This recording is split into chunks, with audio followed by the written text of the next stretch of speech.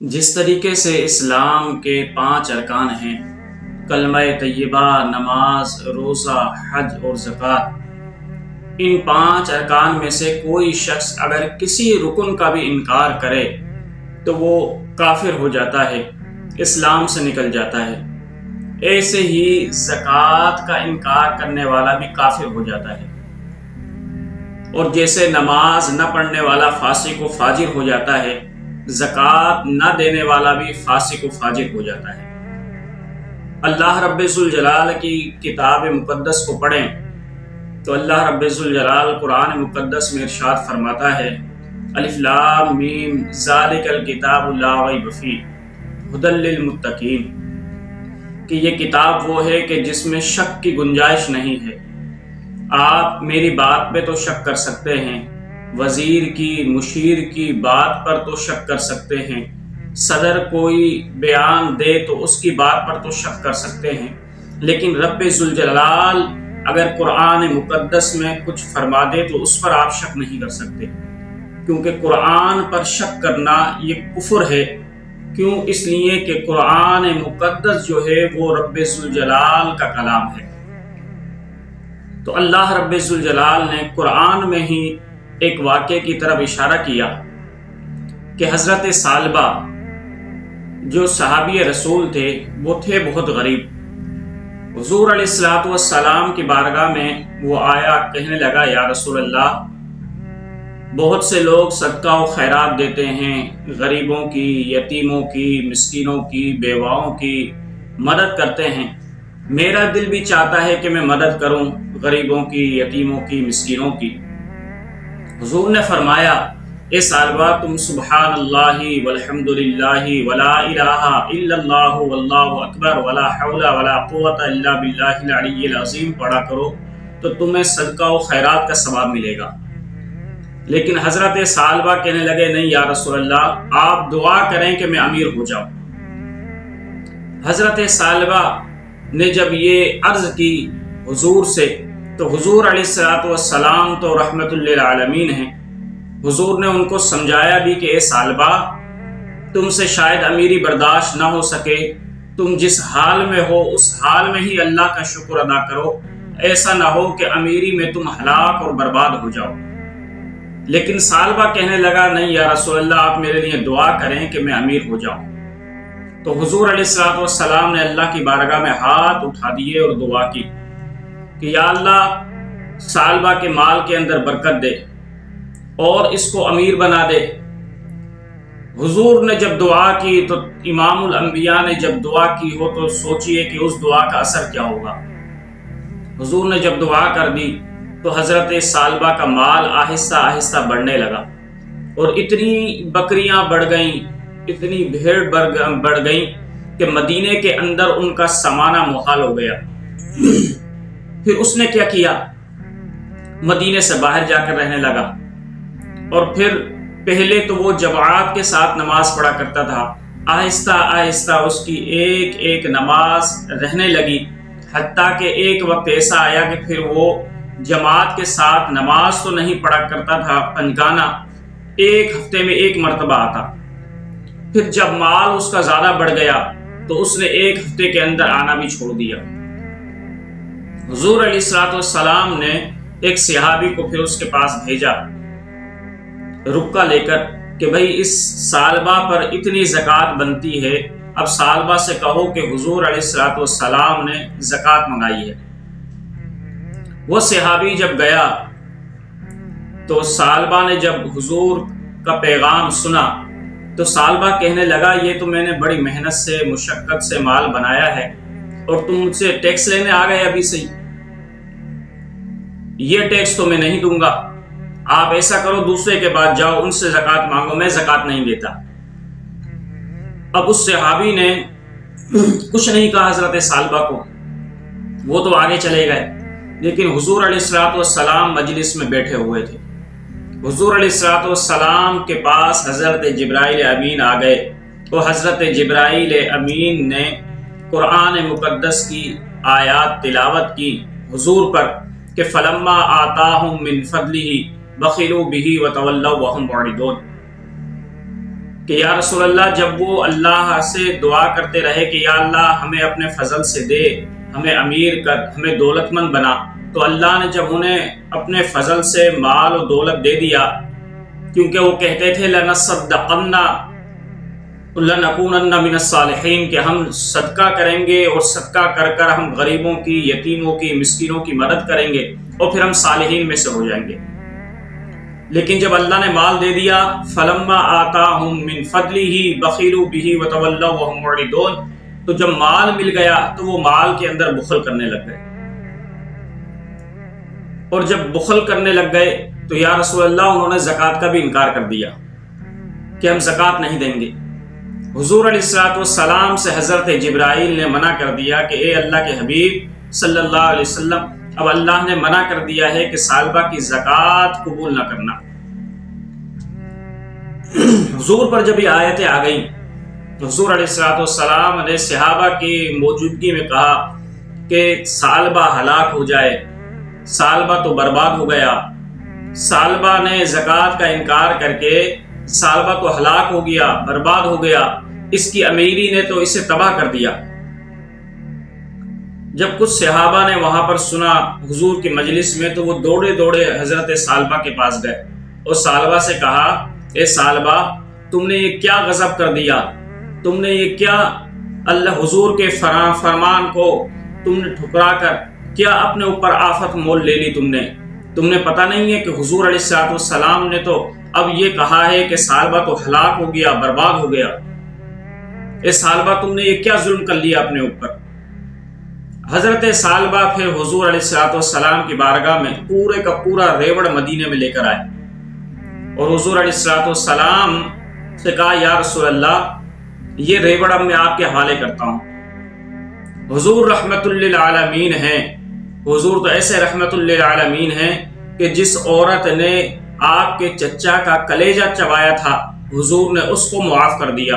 حضور تو ایسے رحمت للعالمین ہیں کہ حضور کے چچا کو جس نے برچھا مارا تھا اس کو معاف کر دیا، لیکن جب سالبہ کی باری آئی تو حضور نے فرمایا اے سالبہ اللہ کو تمہارا عمل اتنا ناپسند لگا ہے کہ اب اللہ نے ہی مجھے منع کر دیا ہے، اس لیے اے سالبہ اب میں تیری زکوٰۃ کو قبول نہیں کر سکتا۔ دیکھیے سالبہ کی عمل برباد ہو گئے، وہ جو جس حال میں تھا اس میں شکر گزار نہیں رہا، بلکہ وہ سوچ رہا تھا میں امیر ہو جاؤں گا تو صدقہ و خیرات کروں گا، لیکن جب وہ امیر ہوا تو مال کی محبت اس کے دل میں ایسی بیٹھی کہ اس نے زکوٰۃ کا بھی انکار کیا۔ تو حضور علیہ الصلوۃ والسلام نے پھر اس کی زکوٰۃ پوری زندگی نہیں لی۔ حضور کے پردہ فرمانے کے بعد وہ سالبہ دوبارہ حضرت ابو بکر کے پاس آیا اور کہنے لگا اے ابو بکر میں زکوٰۃ دینا چاہتا ہوں، میری زکوٰۃ کو قبول کرو۔ حضرت ابو بکر نے کہا کہ جب میرے حبیب نے زکوٰۃ کو قبول نہیں کیا تو وہ غلام کون ہوتا ہے کہ تمہاری زکوٰۃ کو قبول کرے۔ حضرت ابو بکر نے بھی زکوٰۃ لینے سے انکار کر دیا۔ پھر حضرت ابو بکر کا وصال ہو گیا تو حضرت عمر کا دور آیا تو سالبہ حضرت عمر کے دور کے اندر آیا، کہا کہ اے امیر المومنین میں زکوٰۃ دینا چاہتا ہوں، میری زکوٰۃ کو قبول کرے۔ حضرت عمر فاروق نے فرمایا کہ جب ابو بکر صدیق نے اور میرے حبیب نے تمہاری زکوٰۃ وصول نہیں کی تو عمر کون ہوتا ہے کہ تمہاری زکوٰۃ وصول کرے۔ حضرت عمر نے بھی انکار کر دیا، حتیٰ کہ سالبہ کا حضرت عثمان رضی اللہ تعالیٰ عنہ کے زمانے میں انتقال ہوا۔ دیکھیں زکوٰۃ کتنا بڑا اہم رکن ہے کہ ایک مرتبہ اس نے ٹیکس کا لفظ بولا سالبہ نے تو وہ اللہ کی بارگاہ سے مردود ہو گیا۔ زکوٰۃ اسلام کا اہم رکن ہے، جو شخص اس کا انکار کر بیٹھے وہ تو کافر ہو جاتا ہے، اور جو انکار تو نہ کرے لیکن زکوٰۃ نہ دے وہ فاسق و فاجر ہو جاتا ہے۔ اس لیے قرآن مقدس نے فرمایا والذین یکنزون الذھب والفضة ولا ينفقونها فی سبیل اللہ فبشرهم بعذاب علیم، کہ جو لوگ سونا اور چاندی جمع کر کے رکھتے ہیں اور اس کی زکوٰۃ نہیں دیتے تو پھر اے محبوب ان کو جہنم کی عذاب کی خوشخبری سناؤ۔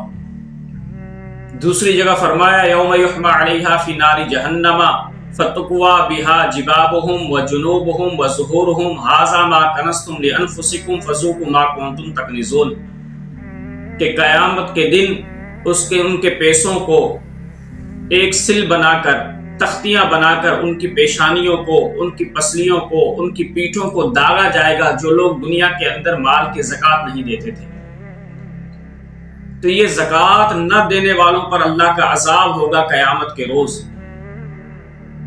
آج ہم میں سے بہت سے لوگ ہیں کہ جو مال کی محبت میں زکوٰۃ نہیں دیتے، اور زکوٰۃ کے مسائل، جو صاحب مال ہوتا ہے اس پر زکوٰۃ کے مسائل سیکھنا فرض ہوتے ہیں، لیکن ہماری بدبختی یہ ہے کہ ہم زکوٰۃ کے مسائل نہیں سیکھتے، کہیں ایسا نہ ہو کہ ہمیں زکوٰۃ دینی پڑ جائے۔ مال کی محبت میں ایک میں آپ کو واقعہ سناتا ہوں، عبرت سے سنیں اور اس سے عبرت حاصل کریں۔ حضرت شاہ عبد العزیز رحمت اللہ علیہ کا دور ہے۔ ایک شخص تھا امیر جو بہت ہی بخیل تھا، اپنی اولاد کو بھی خرچ کرنے کے لیے پیسہ نہیں دیتا تھا۔ اولاد بھی بیچاری بہت اس پر ناراض رہتی تھی کہ ہمارا والد ہے تو بہت زیادہ امیر، لیکن ایسے پیسے کیا فائدہ کہ جو اولاد کے کام میں نہیں آتا۔ لیکن انتقال تو ہونا ہے سب کا، مرنا تو سب کو ہے، دنیا تو فانی ہے۔ اس امیر بخیل کا بھی انتقال ہو گیا۔ اب بیٹے نے کیا کیا؟ بیٹے نے غصے کے اندر آ کر جتنا پیسہ تھا کہنے لگا، اے ابا تو نے زندگی کے اندر تو خرچ کرنے نہیں دیا، اب تو مر گیا ہے، اب کیا فائدہ اس پیسے کا؟ اب میں ایسا کرتا ہوں، تو اس پیسے سے بہت محبت کرتا تھا، اب میں اس پیسے کو تیرے ساتھ قبر میں ہی رکھ دیتا ہوں۔ اس نے کیا کیا؟ سارے پیسے کو جمع کیا اور ایک پٹڑیا میں باندھا، اور باندھ کر ایک تھیلے میں رکھا، تھیلے میں رکھ کر والد کے جنازے کے ساتھ ہی اس پیسے کو رکھا، اور جب قبر کے اندر دفنایا گیا تو وہ تھیلا بھی والد کی قبر کے اندر ہی رکھ دیا گیا۔ اب جب تھوڑے دن کے بعد بیٹے کو دوبارہ تنگی آئی، پریشانی آئی مال کی، تو وہ سوچنے لگا کہ مجھے بہت تنگی آ گئی ہے، اب میں نے اپنے والد کی قبر کے اندر وہ پیسہ رکھ دیا تھا غصے میں آ کر، اب میرا ہی پیسہ ہے، اگر میں نکال لوں تو اس میں کیا حرج ہے، اور کسی نے نکالا بھی نہیں ہوگا ابھی۔ تو وہ گیا، رات کے ٹائم بیلچہ اٹھایا، ٹارچ اٹھائی اور گیا، قبر کو کھودا۔ تو قبر کو جیسے ہی کھودا تو وہ کیا دیکھتا ہے کہ وہ جو پیسے ہیں وہ تھیلے میں تو نہیں ہے، لیکن والد کے سر سے لے کر پاؤں کے ناخن تک چپکے ہوئے ہیں، ناک پر، پیشانی پر، گالوں پر، ہاتھوں پر وہ پیسے ہی پیسے چپکے ہوئے ہیں۔ تو اس بیٹے نے وہ کہتا ہے کہ میں نے 2 انگلیوں سے اس پیسے کو ہٹایا کہ میں اٹھاؤں تو صحیح پیسے کو، تو وہ اتنے گرم تھے، شدید، کہ میری ہاتھوں کے اندر ایسا لگا کہ جیسے کسی نے آگ لگا دی ہے۔